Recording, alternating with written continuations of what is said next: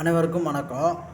நம்ம தொடர்ந்து வங்கியோட வரலாறு பார்த்துக்கிட்டு இருக்கோம். அந்த வகையில் ஏர்லி ஹிஸ்ட்ரி ஆஃப் பேங்கிங், அதாவது வங்கி வளர்ச்சியின் ஆரம்பகால நிலை அப்படின்னு என்னென்னு பார்க்க போகிறோம். சரி, ஒரு வங்கியோட ஆரம்பகால நிலைன்னா எதை பற்றி இருக்கும் அப்படின்னு நீங்கள் யோசிச்சு பார்க்கலாம். மனித நாகரிகம் இருக்கு இல்லையா, மனித நாகரிகம் வளர்ந்து தொன்மையானது. அவ்வாறு இருக்கும்போது வங்கியும் முறையும் இருந்துச்சு. பாபிலோனியர்கள் இருக்காங்க இல்லையா, அவங்க தான் அந்த முதல்ல அதை பற்றி கூறினான்னு சொல்லலாம். கிமு 2000 ஆண்டுகள், ஓகேவா, கிமு 2000 ஆண்டுகள் ஒரு வங்கியை முறையாக உருவாக்கியிருக்காங்கன்னு சொல்லலாம். பாபிலோனியர்கள் தான் தங்களுடைய கோயில்களை வங்கியாக பயன்படுத்தி வந்தார்கள். அப்புறம் அந்த கோயில்கள் பாபிலோனிய மக்கள் தங்களிடம் உபரியாக உள்ள பணத்தை வைப்பீடு செய்து அதனை கோயிலின் மத குருக்கள் பாதுகாத்து வந்தனர். மேலும் அவர்கள் தங்களிடம் பாதுகாப்புக்காக ஒப்படைக்கப்படும் தங்கம் மற்றும் வெள்ளிக்கீடாக அதிக வட்டி பணமும் கடன் கொடுத்தனர்.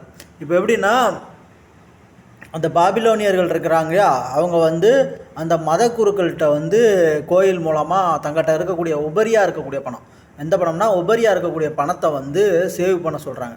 அப்போ அந்த பணத்தை பாதுகாக்க போகிறாங்க. அப்போ தங்கிட்ட இருக்கக்கூடிய தங்கம் அப்புறம் வெள்ளி இதெல்லாம் கொடுக்குறாங்க இல்லையா, இதெல்லாமே வச்சுக்கிட்டு ஒரு குறிப்பிட்ட அளவுக்கு வட்டியுமே கொடுத்துருக்குறாங்க.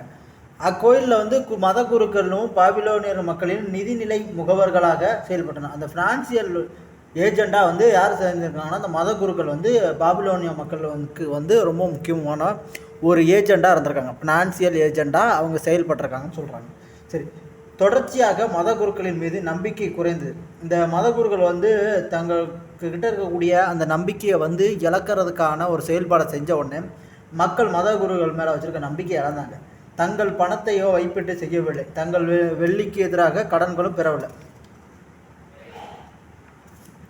இப்போ என்ன செஞ்சுட்டாங்க, பாபிலோனியர்கள் மேலே வச்சுருக்க நம்பிக்கை இழந்து போச்சா, அங்ககிட்ட இருக்கக்கூடிய பணத்தை எல்லாமே திருப்பி பெற ஆரம்பிச்சிட்டாங்க. அந்த மாதிரி ஒரு சூழ்நிலை இருந்துச்சு. அடுத்து தனியார் வங்கிக்கு தொழில் தொடக்கம் ஏற்பட்டது. ரோமானியர்கள் தான் இந்த மாதிரி தனியார் வங்கியை உருவாக்குனதுக்கான ஒரு தொழில்நுட்ப விதின்னு சொல்கிறாங்க. சரியா, ஃபஸ்ட்டு பாபிலோனியர்கள் இருக்காங்க, அதுக்கப்புறம் ரோமானியர்கள் சொல்லுவாங்க. ரோமானியர்கள் வராங்க, ரோமானியர்கள் உருவாக்குறாங்க. இதற்கிடையே தொன்மையான நாகரிகம் முடிவு வந்ததுனால நிர்வாகம் பரவலாக்கப்பட்டு அரசின் அதிகாரங்கள் வலுவிழந்தது. இதன் விளைவாக வணிகத்தில் பாதுகாப்பின்மை ஏற்பட்டது. மேலும் வட்டி வசூலிப்பு இயற்கைக்கு புறம்பானது என அறநெறிக்கு விரோதமானது என்றும் அரிஸ்டாட்டில் கூறிய கருத்து வேகமாக எடுத்துரைக்கப்பட்டது. இப்போ அரிஸ்டாட்டில் இருக்கார் இல்லையா, அவர் என்ன செஞ்சுட்டார் அப்படின்னா, இந்த பணங்களை வச்சு சொல்லும்போது ஒரு வார்த்தை சொல்லிட்டாரு, வட்டி வசூலிப்பது இயற்கைக்கு புறம்பானது. நீங்கள் கொடுத்த பணத்துக்கோ அல்ல பொருளுக்கோ வட்டி வசூலிச்சிங்கன்னா அது இயற்கைக்கு புறம்பானது, எனவே அறநெறிக்கு விரோதமானது என்று அரிஸ்டாட்டில் கூறிட்டார். அறநெறிக்கு விரோதமானதுன்னு சொல்கிறார், ஓகேவா.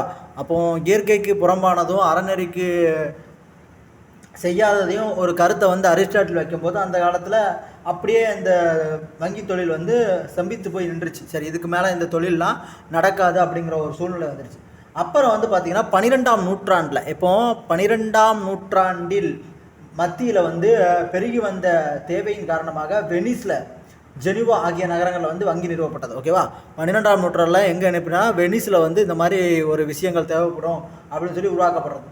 அந்த வங்கி பேர் வெனிஸ் வங்கின்னு சொல்கிறாங்க. இப்போ வெனிஸில் உருவாக்கப்பட்ட வங்கி பேர் என்ன சொல்கிறாங்கன்னா, வெனிஸ் வங்கின்னு சொல்கிறாங்க. ஓகேவா, வெனிஸ் வங்கி. இப்போ இந்த வெனிஸ் வங்கி என்ன பண்ணும் அப்படின்னு கேட்டிங்கன்னா, அங்கே இருக்கக்கூடிய அந்த நெடுங்காலங்களாகவும் மக்களுக்கு தேவையான ஒரு